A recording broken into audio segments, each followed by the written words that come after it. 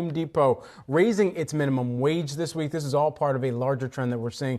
Brooke DiPalma is here with the details. Brooke? That's right. Good afternoon, everyone. Good afternoon, both of you. Of course, Home Depot announced in their fourth quarter earnings results this week that they are, in fact, investing $1 billion in wage increases. Now, this investment will ultimately bring the U.S. average hourly wage at Home Depot to at or above $15. That will be reflected in their employees' February 17th paychecks. Now, this is part of a larger trend, as we noted earlier, that we're seeing across big box retailers. At the end of January, we saw Walmart also increased their prices, saying that we'll begin investing in higher wage for associates. That was in a statement to U.S. employees. This will bring their new wage to $14 to $19, up from $12 to $17 per an hour.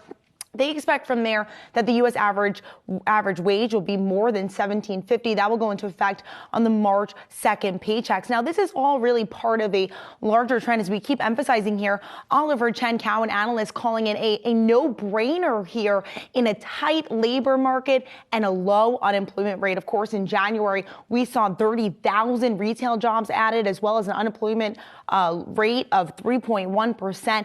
And so with ultimately retailers wanting less turnover, of course, it's a major investment. They don't want to perhaps waste money on investing in training employees. They want to make sure that they're paying employees ultimately what they deserve and what they need to keep them. Yeah, certainly it is important for those employees. But I think a lot of analysts, though, looking at this through what this means for Home Depot, in this case, the billion-dollar investment, what it means for their bottom line, how that looks here over the next several quarters. What was the takeaway there? Yeah, well, a few analysts that I spoke to really said that this is a short-term impact. It'll ultimately impact their gross margins, perhaps in the quarters to come. But long-term, lots of value there. They're noting that short-term we'll see an impact on gross margin, SG&A, expense pressures. But ultimately, the bottom line here is that investing in your partners creates happy customers who they're seeing at the front door of these retailers, and then more value for the company. And so as far as if other retailers will invest, we did see Target last year